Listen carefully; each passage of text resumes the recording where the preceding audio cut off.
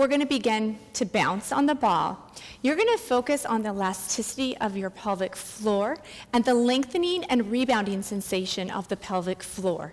Think about lengthening the spine and your torso lift, and your lower abs are pulled in towards your spine. You can be flat on your feet or up on the balls of your feet and toes for this exercise. As you continue to do this, if you don't feel it already, you'll feel the pelvic floor almost bounce down on the ball and gently lift and rebound back up inside of you. You can do this exercise with your feet just straight ahead the entire time, or you can also bring your feet out wider, angle your feet about 45 degrees, again with the knees over the ankles, and bounce up and down here as well. Ensure that your abs are drawn into the spine, and you're lengthening the spine, creating that torso lift, and your head just floats on top of the body. And again, I'm just focusing on that lengthening of the pelvic floor and that rebound sensation. And again, if it's uncomfortable with your legs turned out, you can do all of them with your feet turned straight ahead. And from here, we're going to go ahead and we're going to rock side to side from our sits bone to our sits bone, focusing on the lengthening and rebounding of the pelvic floor side to side. You want to have your abs drawn into the spine, lengthen the spine, and just let your head float here. And as you lift the torso up, lengthen the spine, you want to feel as if your body lifts slightly off of that ball, which will help the lower abs turn on more, and that pelvic floor lengthen and rebound. So when I do these exercises, I picture the pelvic floor lengthening and rebound, and I'm feeling that, and if you're not with time, you will feel that as well. And again, you can have your feet flat on the floor, or be up on the balls of your feet and your toes. And just make sure that the abs are drawn in towards the spine, and you're really engaging your torso lift and lengthening your spine. And from here, we're going to bring our pubic bone towards our spine and release it. Bring the pubic bone towards the spine and relax, and that pubic bone will rebound down towards the ball. When we rock forward and back here, some people feel when they bring their pubic bone towards the spine that their torso wants to propel forward a little bit. This is where you really want to think about lengthening the spine and encouraging that lift to avoid that.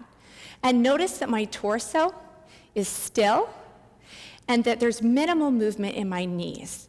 You want as much movement in the hips as possible. And again, if you're feeling restriction as you bring your pubic bone towards your spine, with time that will decrease and you'll get more and more range of motion. We're lengthening our pelvic floor from our pubic bone to our tailbone when we do this exercise. And when I do these, I really emphasize tilting my pubic bone towards my spine. On the next one, we're going to go ahead from the pubic bone towards the spine and add a circle.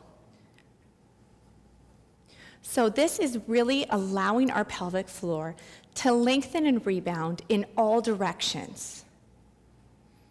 I'm switching directions when my pubic bone is tilted towards my spine every time. So I do a circle one direction and then a circle the other direction. I'm still focusing on my spinal lift and lengthening my spine and just letting my head float on top of my body. I focus on emphasizing tilting my pubic bone towards my spine as I go in the front, and then really feeling that rebound circling all the way around until my pubic bone is tilted to the spine again. You're going to lie on the floor, your knees will be bent, and your feet pointing straight ahead. Now, there's an option to add a light weight to this one if you feel comfortable and ready, and I will show you that as well. Your foot will be on the middle of the ball, you're going to tilt your pubic bone toward your spine, which will lift your hips an inch or two above the ground. Now we're going to be having our arms out. If you're not doing advanced version over your head, we're going to bring and drop the knee towards the outside of the shoulder, which will have your foot rolling onto the outside, and it's lengthening the pelvic floor, and the rebound circles the ball back in up onto your heel. For those of you that want to try a light weight, you're going to reach out from under the shoulder blades with your arms straight, and you're just going to reach 1 or 2 inches above the floor. And now we're going to do the same thing, and if you're not using a weight, just keep your hands on the floor.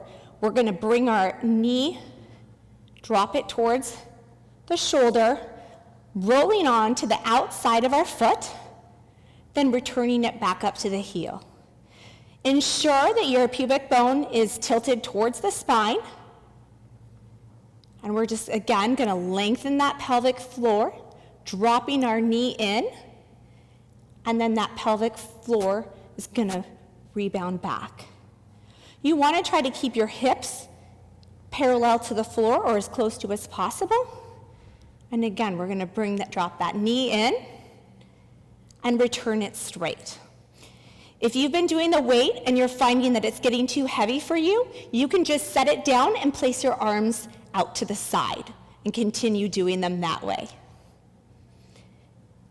And if you need to stop and you've done enough and you can't do as many as I do, you can go ahead and move on to the next exercise, and you can do that with any of the exercises. So feel free to listen to your body. I want quality over quantity. So I would rather have you do 2 or 3 with amazing form than 10 with not very good form. We're going to do one more, dropping our knee in, lengthening that pelvic floor, and rebounding up. You're going to lower the weight and lower your hips, and we're going to switch sides. So now your other foot will be pointing straight ahead with the knee bent. Our left foot is on the ball. You're going to tilt your pubic bone towards your spine, which will lift your hips up. If you're having your arms by your side, you can have them there. And if you're using a weight, just reach out and lift it 1 or 2 inches above the floor with your arms straight. From here, we're going to drop that left knee in towards the shoulder as we lengthen the pelvic floor, and that rebound is going to return it back up to the heel and return it to the starting position. So as our knee drops towards our shoulder, we're rolling to the outside of our foot. Check in and ensure that your pubic bone is still tilted toward the spine in this position. And the more you reach out, really ensure that your arms are straight and you're reaching from under the shoulder blade, and you'll really feel the abs more.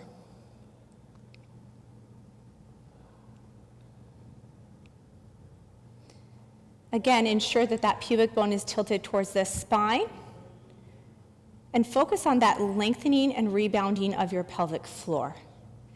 And if you are holding the weight and it's getting too heavy, you can go ahead and set it down and just return your arms back to your sides.